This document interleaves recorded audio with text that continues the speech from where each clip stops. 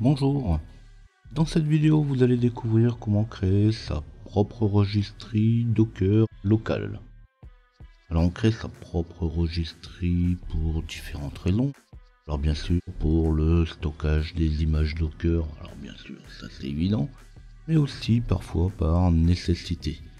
Alors, par exemple pour l'emploi d'images personnalisées sur Kubernetes, alors il faut bien aller les chercher quelque part pour leur chargement sur les différents nœuds. Pour de l'intégration continue et probablement tout un tas de raisons personnelles. Comme pour moi qui utilise des images personnelles sur tout un tas de machines pour mes essais et mes tutos. Autant dire que des raisons il y en a. Alors ici je vais parler d'une registrie locale complètement et pas une registrie accessible sur l'internet, ça c'est trop facile, ou à l'inverse, locale avec une seule machine. Parce que côté certificat, c'est pas du tout la même chose. Par l'internet, on peut passer par Let's Encrypt et localement, comme il n'y a qu'une seule machine, pas besoin de certificat. Donc là, je suis bien dans une présentation type de ce qu'on met en place pour une production en entreprise. Alors c'est technique, je vais pas perdre trop de temps avec les prérequis dont je parlerai très rapidement, ni même pas trop de temps avec les commandes. Quand on en est à créer une registrie Linux, je pense qu'on connaît quand même déjà un peu le principe des conteneurs, les serveurs. Vous savez de quoi on parle quand on parle d'adresse IP, de DNS. Après, vous retrouverez tout dans mes différentes vidéos et différents documents sur mon site. Alors pour les plus pressés, vous pouvez vous rendre directement à la rubrique voulue en suivant le timecode qui est dans la description de cette vidéo. Alors sans plus attendre, je vais passer aux prérequis. Donc là, j'utilise une Debian ou tout système Linux. Alors là, je vais taper une commande cat os release pour pouvoir effectivement vous montrer que je suis sur une Debian 10. J'ai Docker qui est installé sur la machine. Si je fais un cat source list, on va retrouver effectivement à l'intérieur les dépôts de Docker. Alors après, ça reste du Docker. Donc si vous tapez Docker, vous allez retrouver les différentes commandes qui sont accessibles. Et puis bon, si vous voulez aller un petit peu plus loin et voir quelle version, vous pourrez taper Docker version si vous avez envie. Deuxième point qui est relativement important, c'est le domaine de la machine. Donc la machine doit être reconnue par son nom DNS. Vous devez pouvoir la pinguer directement ou pinguer le domaine de la machine. Alors j'insiste beaucoup là-dessus. Alors pas forcément pour les premiers temps parce que ça c'est pas totalement indispensable, mais par la suite ça va être beaucoup plus important. En fait, la registrie, quand vous allez vouloir y accéder depuis une autre machine, on devra le faire par son nom de domaine. On n'a jamais tagué une image Docker en mettant une adresse IP. Accessoirement, moi j'ai installé Webmin, c'est quand même beaucoup plus pratique et justement pour installer le serveur de DNS. Donc ça aussi, si vous voulez voir comment on configure un serveur de DNS dans une Debian avec Webmin, j'en parle dans un autre tuto. Pour terminer, accessoirement, il faudra du stockage. Donc pour moi, j'ai créé un stockage dans le dossier data où je lui ai mis en LVM, mais ça c'est une question de principe, une question d'idée, chacun y mettra ce qu'il veut. Donc là aussi j'insiste sur le dossier /data parce que dessus j'ai mis en même temps par exemple mes certificats. Alors c'est pas obligatoire de gérer le stockage, mais c'est quand même mieux pour le cas où vous mettez réellement une registrie en place. Alors les prérequis sont pas très compliqués, je passe pas trop de temps dessus, sinon dans 2 heures j'y suis encore.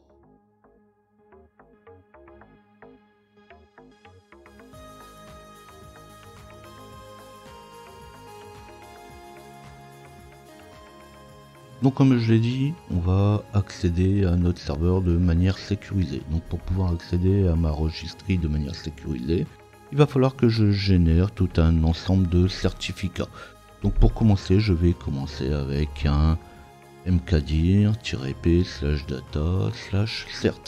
C'est là-dedans que je vais mettre mes certificats. Vous pouvez les mettre où vous voulez. La seule chose qu'il faudra, c'est vous rappeler où ils sont après quand on va générer notre registrie. Je vais commencer par les clés. Donc la clé de mon serveur, de ma registrie. Donc là je vais faire un OpenSSL, générer ça, 1024. C'est pas la peine de mettre des certificats plus longs. /data/cert/domaine.key. Là je mets mon chemin complet vers ma clé, mais vous pourriez très bien faire d'abord un cd/data/cert et puis taper directement OpenSSL générer ça 1024 domaine.key. Après c'est une question d'habitude et une question de pratique. Quand j'ai généré ma clé, je vais créer mon certificat de requête.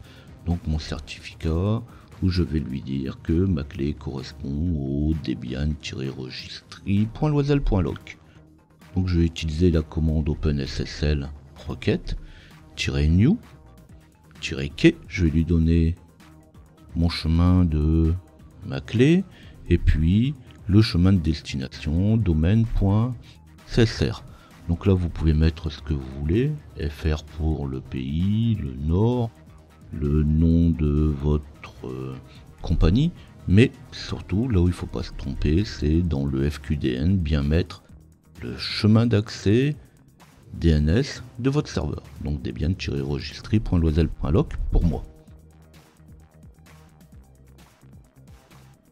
Vous pouvez mettre un mot de passe si vous avez envie de le mettre, mais bon, on reste quand même sur du certificat local. Faut pas non plus basculer dans la paranoïa. Puis il va me falloir une autorité de certification. Donc c'est ce que je disais au début. Si vous avez votre serveur qui est accessible depuis l'internet, ça va être facile. Vous allez sur Let's Encrypt et là vous allez pouvoir créer facilement un certificat avec une autorité de certification. Si vous restez en local, vous n'aurez pas besoin d'autorité de certification. Maintenant en local, pareil, s'il vous faut une autorité de certification, il y a quelques années on pouvait le faire avec une autorité vérifiée, mais maintenant on peut plus parce que de toute façon on pourrait détourner facilement les clés. Donc on va être obligé de créer une autorité de certification qui va signer mon certificat. C'est pour ça qu'on parle de certificat auto-signé. Je vais faire un OpenSSL, générer ça. Là on va changer un petit peu le niveau. On va mettre un DES3 1024 et ma clé CA. Donc là il me faudra de toute façon rentrer un mot de passe pour pouvoir valider la clé. C'est un niveau un petit peu supérieur à celui qu'on a créé tout à l'heure. Puis on va créer la requête d'autorité. Donc là par contre il faut absolument penser, vous pouvez y mettre ce que vous voulez à l'intérieur, mais il faudra absolument un FQDN différent. Donc avec la commande OpenSSL rec-new-x509, là on va lui donner une durée de validité du certificat. Donc il y a des personnes qui vont mettre 365 jours, un an, il y en a ils vont mettre 10 ans, il y en a ils vont mettre 25 ans. Bon après il faut trouver un juste milieu. 5 ans ça peut être une bonne chose. De toute façon, si ça dure que 5 ans, il faudra renouveler le certificat. Date 3650, le fichier clé et le fichier CRT qui va avec.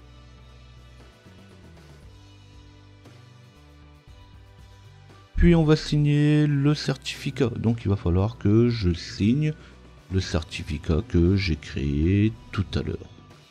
Donc là on va réutiliser une commande OpenSSL x509 -reg, le fichier d'entrée, le fichier de sortie,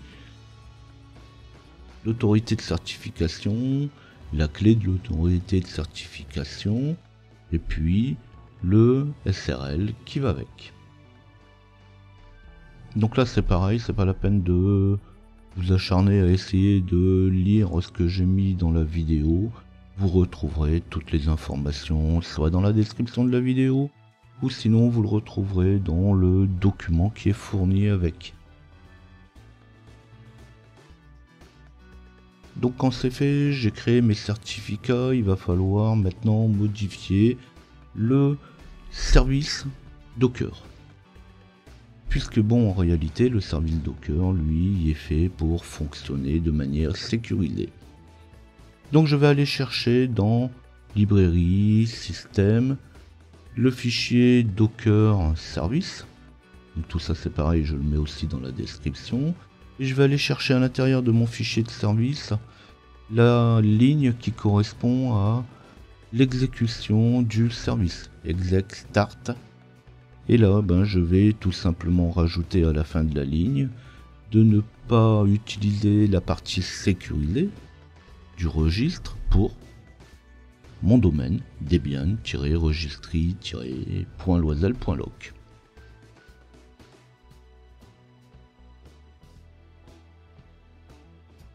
Quand c'est fait, quand j'aurai modifié tout ça, je vais enregistrer mon fichier. C'est normal, si on a fait une modification, autant l'enregistrer. Et puis je vais redémarrer mon service. Donc je vais faire un systemctl daemon reload. Donc je vais recharger le service en arrière-plan. Et puis je vais redémarrer derrière mon service Docker. Donc je vais faire un systemctl daemon reload et un service Docker restart. Et là c'est fini, on n'a plus qu'à mettre en place notre registry.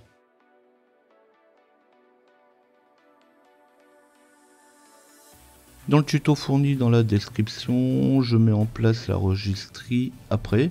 Mais ici, je vais commencer par mettre en place la registry là, parce que ça va être plus pratique de cette manière-là dans une démonstration vidéo.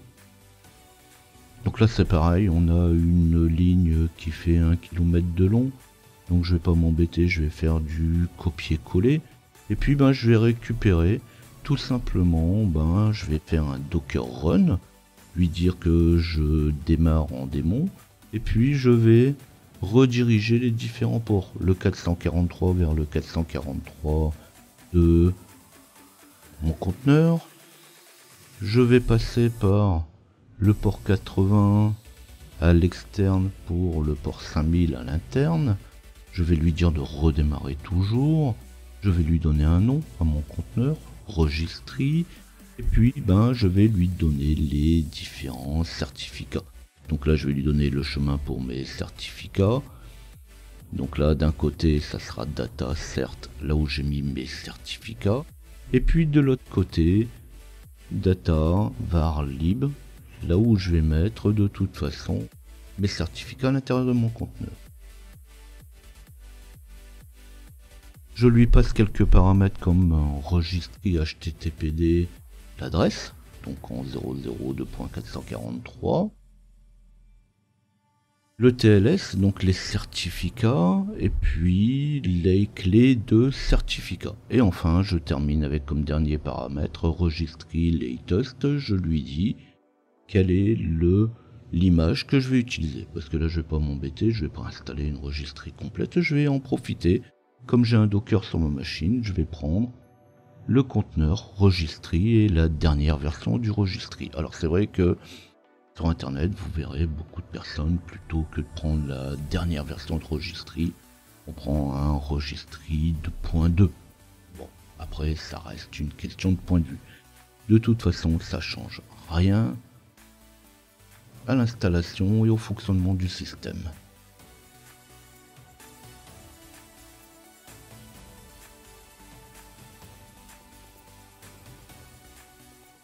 Avant de passer à la dernière phase qui est de connecter un client à ma registry, je vais d'abord déjà la vérifier. Alors j'expliquerai justement pourquoi après. Donc on va faire un docker ps qui va me permettre de vérifier que mon conteneur qui contient ma registry est bien en fonctionnement. Alors je peux y accéder aussi en passant par mon navigateur web.